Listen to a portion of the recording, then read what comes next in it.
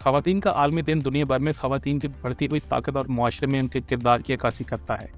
लेकिन अगर हम भोपाल की शाही रियासत को देखें तो यहाँ के ख़वातीन हुक्मरानों ने इस रियासत को जिद्दत दी। भोपाल की शाही रियासत की बुनियाद सरदार दोस्त मोहम्मद खान ने फतेहगढ़ का किला बनाकर रखी थी, लेकिन उसे यहाँ के नवाब बेगमात ने मुनासिब पहचान दी। इस दौर का आगाज़ कुद्सिया बेगम से होता है जो तकरीबन 100 साल तक जारी रहा, और नवाब सुल्तान का दौर जो जहाँ बेगम के ज़माने तक कायम रहा। यहाँ का इक़्तिदार 1819 से 1926 तक शाही बेगमात के हाथ रहा। पहली खातून नवाब हुक्मरान की बात करें तो कुद्सिया बेगम का नाम आता है, जिन्हें गौहर बेगम के नाम से भी जाना जाता था।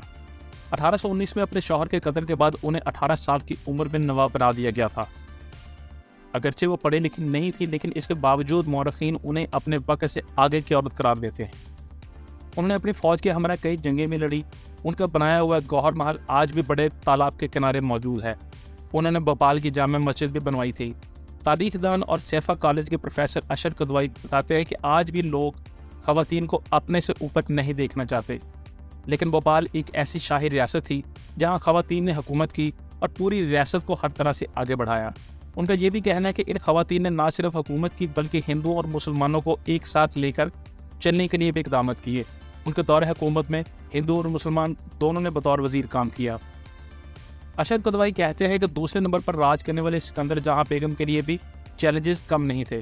इस वक्त उनके मामू फौजदार मोहम्मद खान को भी उनकी मदद के लिए वज़ीर बनाया गया था, लेकिन इसकी वजह से उन्हें इंतज़ामिया चलाने में मुश्किलात का सामना करना पड़ता रहा। आखिरकार फौजदार मोहम्मद खान को इस्तीफ़ा देना पड़ गया। सिकंदर जहाँ बेगम की खासियत ये थी कि वो घोड़े पर बैठकर पूरी रियासत की सैर करती थीं। उन्होंने दिल्ली की जामा मस्जिद को अंग्रेज़ों से मुसलमानों को वापस दिलाने में भी बड़ा अहम किरदार अदा किया। सन 1857 की बगावत के बाद जामा मस्जिद बंद कर दी गई। अंग्रेज़ समझते थे कि मुसलमान मस्जिद में जमा होकर उनके खिलाफ साजिश कर सकते हैं। कदवाई बताते हैं कि सिकंदर जहाँ बेगम ने अपनी रियासत के हर गाँव का दौरा किया और हर चीज़ का नक्शा बनाया। ये नक्शा हाथ से बनाया गया था और इसमें सब कुछ लिखा हुआ था। रियासत में पहाड़ कहाँ हैं और पानी के ज़राए कहाँ कहाँ हैं, ये तक लिखा गया था उन नक्शों में। वो बताते हैं कि ये काम उस ज़माने में पहली बार किसी नवाब ने किया था। सिकंदर जहाँ ने भी तालीम के लिए बहुत काम किया और उन्होंने तालीम के फ़रोग़ के लिए बाहर से उलमा को भी बुलाया। एक और तारीखदान डॉक्टर शंभू दयाल गुरु के मुताबिक सिकंदर जहाँ बेगम ने इंतज़ामिया को बहुत अच्छे तरीके से चलाया और अपनी मुस्तदी की वजह से उन्होंने भोपाल की शाही रियासत पर 30 लाख का कर्ज आसानी से वापस कर दिया। 30 लाख का कर्ज उस वक्त एक बहुत बड़ी रकम थी।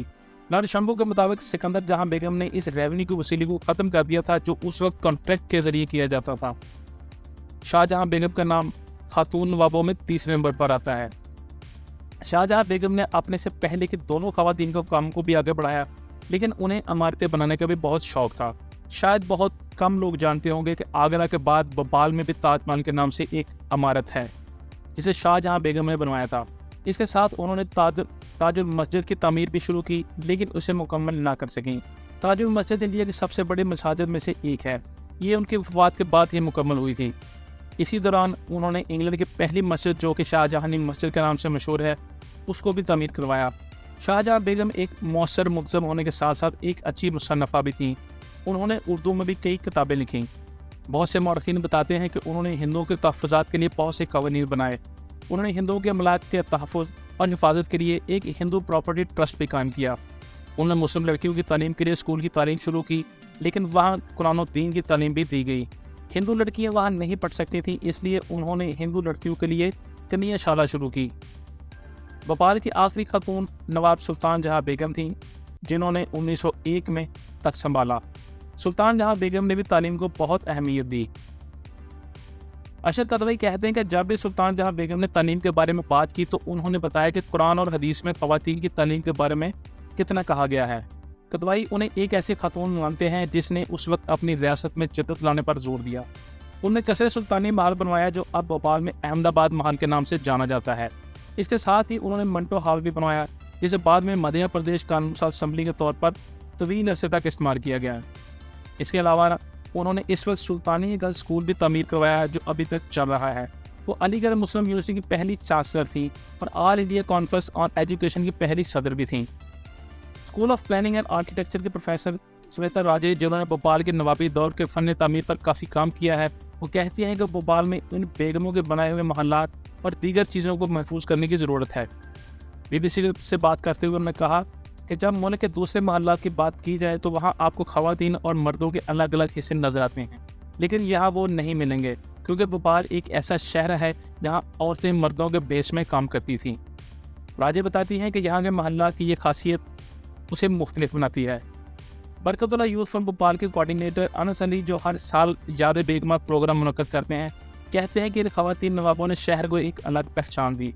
उन्होंने बताया कि आखिरी खातून नवाब सुल्तान जहाँ बेगम ने भोपाल में किंग जॉर्ज अस्पताल बनवाया, जो अब हमीदिया अस्पताल के नाम से जाना जाता है और शहर का सबसे मुमताज़ हॉस्पिटल भी है। अनस अली कहते हैं कि इन ख़वातीन ने इमारतें बनाई, अमन कायम किया, फैक्ट्रियाँ लगाईं, लड़कियों की तालीम के लिए स्कूल खोले। ये हमारा फ़र्ज़ है कि हम ऐसी शानदार तारीख को याद रखें और उसे दोहराएं। और आज के दौर में भी जिस स्पीड के साथ ख़वातीन मर्दों के शाना बशाना काम कर रही हैं, इसमें कोई मज़ाक़ा नहीं कि उनको सपोर्ट किया जाए।